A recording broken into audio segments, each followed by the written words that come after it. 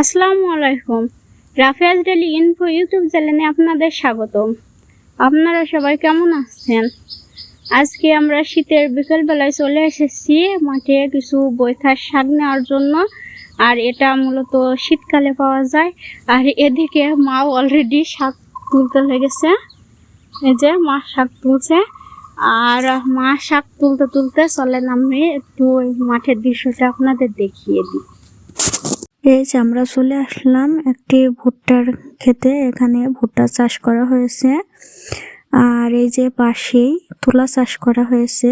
তুলায় কেবল ফুল আসছে, তো বেশ দেখতে সুন্দর। আর এই যে পুরাই ফুল ফুটে গেছে। এটা এই যে পুরাটাই ফুলের আবাদ করা হয়েছে তুলার।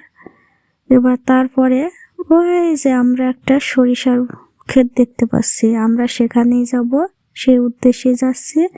ততক্ষণে এদিকটা দেখে নেন। এই যে এদিকে হচ্ছে কলার বাগান এবং বিভিন্ন চাষ করা হয়েছে। আমরা সরিষার ক্ষেতের দিকে যাচ্ছি। আর যেতে যেতেই সামনে একটি গাছ পড়েছে, এটাকে আমরা আড়লের গাছ বলি।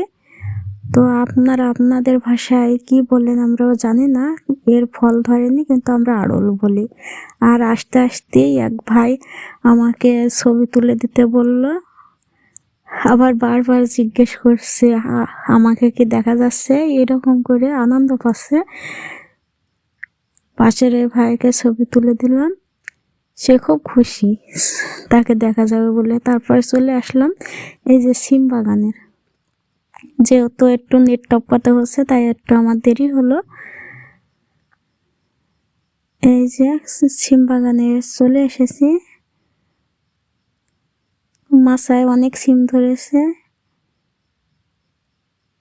এই যে কিছু সিম আমার হাতে। আর নিচে দেখেন ধনিয়া পাতার আবাদ করেছে। আর এই যে মিষ্টি কুমড়ার গাছ। আর এদিকে আছে বেগুন গাছ। তারপরে আমরা চলে গেলাম সরিষার ভুঁয়ে।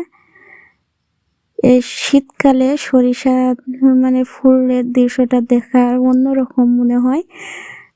গ্রাম কিংবা শহর এমন কোনো মানুষ নাই যে সরিষার ফুল পছন্দ করে না। আর সরিষার ফুল আমারও খুব ভালো লাগে, তাই আমি মাঝে মাঝে এই সরিষা ক্ষেতগুলোয় আসি।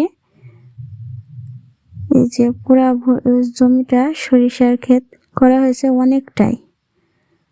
তারপরে আমরা একটু এদিক থেকে ঘুরে দেখলাম। এই যে অনেকটাই তোলা হয়ে গেছে। আর এই যে মাও খুশি হয়ে হাতে দিল যে কিছুটা দেখানোর জন্য। এটাকে আপনারা কি শাক বলেন কমেন্টে জানাবেন।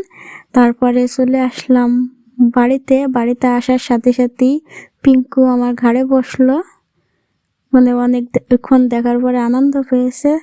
আর আমার ভিডিওটি কেমন লাগলো সবাই কমেন্টে জানাবেন। আর আমার ভিডিওটি ভালো লাগলে সবাই লাইক, কমেন্ট, সাবস্ক্রাইব করবেন। আর বেশি বেশি শেয়ার করে আমার পাশেই থাকবেন। তো খোদা হাফেজ।